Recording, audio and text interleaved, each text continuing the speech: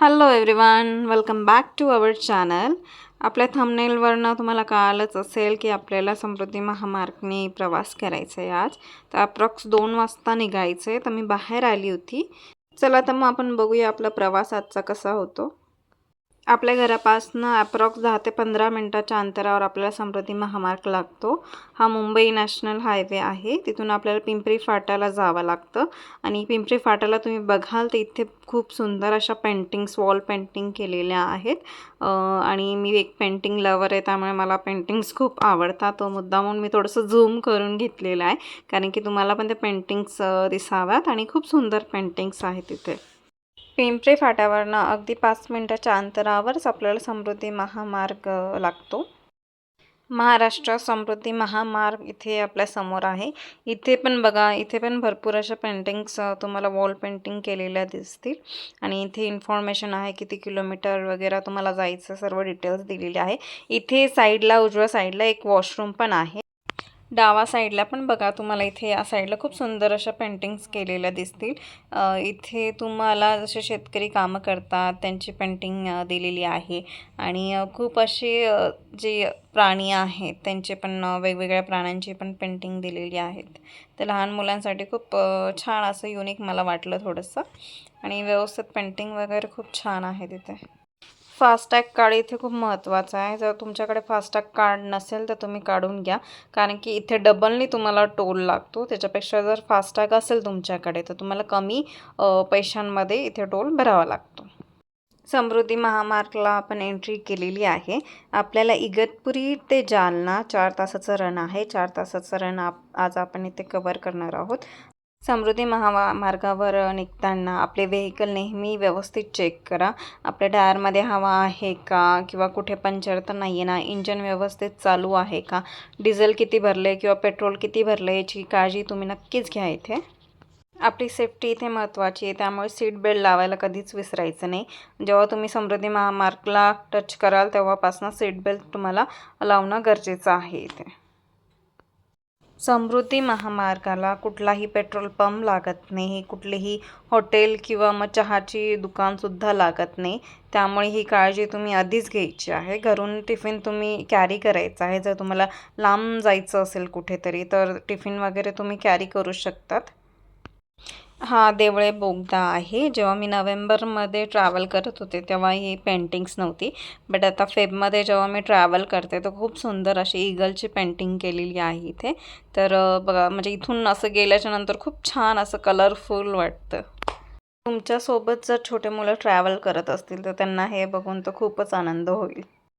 या साईडला जाताना तुम्हाला 2 ते 3 ब्रिज सहजच लागतात. आता शिवना रिव्हर ब्रिज आहे इथे, शिवना नदी आहे इथे. इथे तुम्हाला थोड्या अंतराने टोल फ्री नंबर दिसतील. ते टोल फ्री नंबर तुम्ही लक्षात ठेवायचे आहे. आणि नाशिक बघा, इथे 1.5 किलोमीटर आहे आणि सिन्नर 38 किलोमीटर दाखवलेलं आहे. बोर्डावर तुम्हाला इथे वेग दिलेला असतो.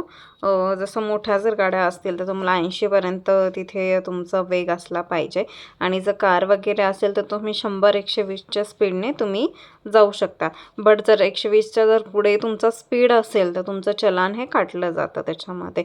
त्यामुळे आपला जो वेग आहे नेहमीच कमी ठेवायचा, 100 किंवा 120पर्यंतच ठेवायचा तिथे. हे SMBT हॉस्पिटल आहे. जाताना आपल्याला दिसतं, किंवा SMBT हॉस्पिटलला जायचं असेल तर तुम्ही तिकडनं पण जाऊ शकतात. आणि इथे पण बघा, इथे पण आपल्याला खूप सुंदर अशा पेंटिंग्स आहेत, ज्या मी एकदम स्लो करून घेतलेल्या आहेत तुमच्यासाठी. इथे समृद्धी महामार्गाला गाडी थांबवण्यासाठी जागा नाही आहे, नाहीतर जर जागा वगैरे असते तर इथे थांबवून आपण ते पिक्चर्स पण क्लिक केले असते. बट तुम्ही जर एकदा समृद्धी महामार्गाला लागले तर इथे तुम्ही गाडी थांबवू शकत नाही. तो हा एक लॉस पॉईंट आहे तुमचा तिथे. बाकी डिझाईन वगैरे बघा, खूप सुंदर अशा पेंटिंग्स त्यांनी केलेल्या आहेत. लास्ट इयरला मी पण पेंटिंग काढली होती, मी ती शो करते तुम्हाला. ही लास्ट इयरची पेंटिंग आहे, रॅन्डम अशीच काढलेली होती मी. आम्हाला नॉनस्टॉप जायचं होतं, त्यामुळे चहा कॉफीची सोय आम्ही ऑलरेडी केलेली होती.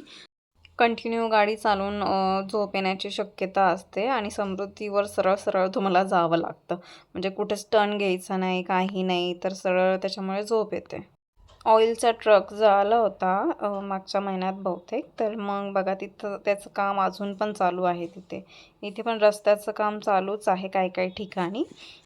आपल्या व्हेकलमध्ये एक्स्ट्रा स्टेपनी ठेवणे खूप गरजेचं आहे, कारण की आता उन्हाळ्याचे दिवस चालू होतील आणि रोड खूपच तापतो, आपला वेग जास्त असतो, त्यामुळे टायर फुटण्याची शक्यता असते.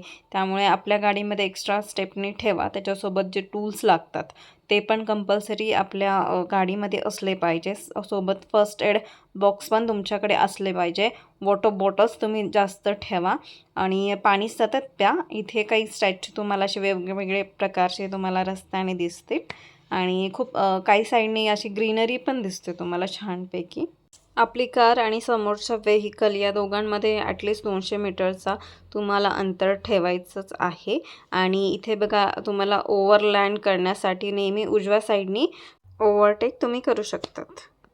एक गोष्ट मी नोटीस केली यामध्ये, की तुम्ही या जालना वगैरे नागपूरच्या साईडला जात असाल तर तुम्हाला व्ह्यू खूप सुंदर मिळतो या साईडला. आणि तेच जर तुम्ही मुंबई वगैरे साईडला जाणार असेल तर तिथे व्ह्यू वगैरे इतका काय भेटत नाही.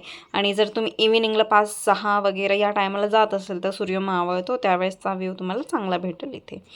इथे पोचल्याच्या नंतर मला तर एखादा मूवीमध्ये जसं सीन असतो, शूट्स केलेलं असतं त्या टाईपमध्ये इथे मला फील होत होतं. आणि ऑलमोस्ट आपण 4 तासाचा रन इथे पास केला. जालन्याला आपण आता इथे एक्झिट करणार आहोत. इथे आपल्याला नो स्टॉपिंग, नो स्टँडिंगचा बोर्ड दिसेल आपल्याला. आपल्याला गाडी थांबवायची पण नाही आहे आणि कुठे उभी पण करायची नाही आहे. तर कारण की इथे टोल लागतो आणि इथून सर्व गाड्या एक्झिट होतात. त्याच्यामुळे ही काळजी आपणच घ्यायची आहे. व्हिडिओ आवडला असेल तर नक्की तुम्ही लाईक करा, शेअर करा, सबस्क्राईब करा. भेटूया आपण लवकरच नवीन व्हिडिओमध्ये. तोपर्यंत सर्वांनी काळजी घ्या. Stay happy, stay healthy and keep smiling.